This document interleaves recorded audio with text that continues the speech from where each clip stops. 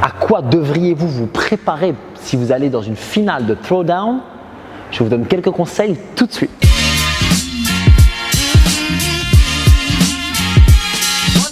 Salut crossfitters, salut les compétiteurs, je suis Jack, fondateur de la programmation Train to Compete. Sur cette chaîne, nous allons parler de crossfit, de compétition. Si vous êtes nouveau, vous pouvez vous abonner pour recevoir toutes nos prochaines vidéos à ce sujet. Aujourd'hui, je vais vous donner quelques conseils sur le type de mouvement à préparer quand vous allez dans une finale de Throwdown par rapport à simplement des qualifications ou des watts dans votre box.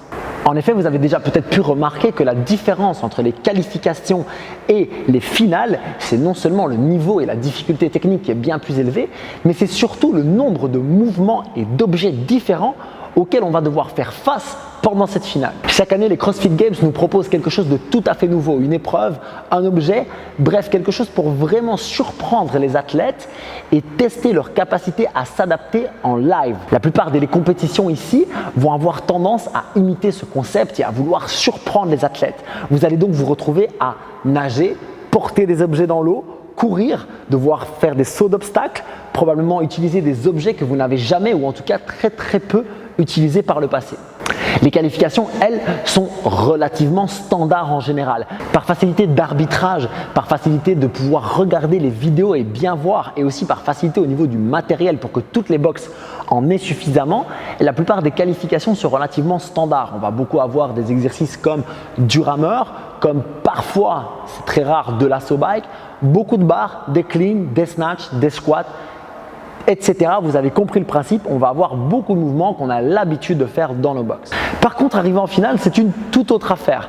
Par exemple, le dernier Belgian Throwdown cette année, on a eu droit à des squats au bord de l'eau, on a eu droit à traverser de l'eau avec une plaque en main, des courses d'obstacles avec des haies, avec des filets à grimper, bref, tout un tas d'exercices où on a vu beaucoup de gens être très surpris de ce qui leur arrivait. Et c'est là qu'on va voir la différence entre l'athlète qui veut se qualifier à un throwdown et l'athlète qui veut aller performer à un throwdown. C'est au niveau de son programme et de comment elle va y intégrer tout un tas de choses qu'elle n'a pas forcément l'habitude de faire pour que le jour de la compétition, elle ne soit soit pas surprise parce qu'elle connaît déjà l'exercice ou qu'elle ait tellement l'habitude d'être dans l'inconfort qu'elle réagisse beaucoup mieux que les autres.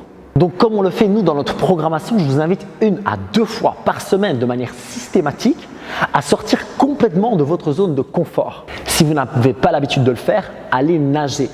Très souvent, c'est en finale de compétition. C'est d'ailleurs pour ça qu'on va sortir bientôt un programme de natation uniquement dédié à améliorer vos compétences dans ce domaine. 1 à 2 fois par semaine, ajoutez aussi un objet avec lequel vous n'avez pas l'habitude de travailler ou faites un mouvement que vous n'avez pas l'habitude de faire avec cet objet. Je vous conseille donc vivement d'avoir sous la main des dumbbells, des kettlebells, des sandbags ou des stones ou des D-balls. Peu importe, un objet lourd avec lequel vous pouvez varier les exercices, faire du carry, faire du hold, mettre sur l'épaule d'un côté, de l'autre, over the shoulder, clean and jerk, varier. Vous serez beaucoup moins surpris le jour de la compétition. Vous pourriez aussi retourner des pneus régulièrement. Pourquoi pas faire un retourné de pneus avec un jump juste derrière. Vous pourriez utiliser aussi du sled très régulièrement qui commence à être vu de plus en plus en compétition. N'oubliez pas de travailler sur toute la gamme de compétences en gymnastique. En général, en finale, ils aiment bien vous mettre un petit truc bien difficile juste pour vous surprendre. En termes de fréquence, comme je vous l'ai dit, 1 à 2 fois par semaine, je pense que c'est très bien. Vous devriez, je pense, consacrer une séance par semaine ou en tout cas une partie de cette séance à travailler à haute intensité dans cette zone d'inconfort et une autre séance ou une autre partie de séance une autre fois dans la semaine à apprendre un nouvel exercice, à l'appréhender peut-être avec des charges légères et de plus en plus ajouter de la charge, de l'intensité, de la durée, bref, à progresser petit à petit. Pour le moment, je joue beaucoup avec les D-balls et le sled. Je découvre plein d'exercices. Je me mets pas mal à l'amende avec ça. C'est très amusant parce que ça laisse peu de courbatures. Ça me permet de m'entraîner très régulièrement. Et puis, j'ai vraiment ce sentiment de me dépasser, d'aller plus loin que ce que j'ai l'habitude de faire. J'adore ça. Et en plus, au cul du Lorodo, c'est un vrai bonheur. Et du coup, la question du jour, c'est vous, quel est un peu l'objet sur lequel vous êtes en train de travailler pour le moment ou plutôt, quel est l'objet qui vous a très fort surpris en compétition si vous n'avez pas eu l'occasion de le travailler avant ça? Ça peut donner des idées à beaucoup d'autres compétiteurs qui veulent évoluer et être un peu plus prêts lorsqu'ils arrivent en finale de Throwdown. Merci de partager ça avec la communauté. Si vous avez apprécié cette vidéo, mettez un petit like en dessous, ça fait toujours plaisir. Et puis partagez-la avec d'autres personnes, d'autres compétiteurs ou peut-être simplement sur le mur de votre box pour faire évoluer tout le monde tous ensemble. Je pense qu'on peut tous continuer à progresser si on continue de partager les informations comme ça.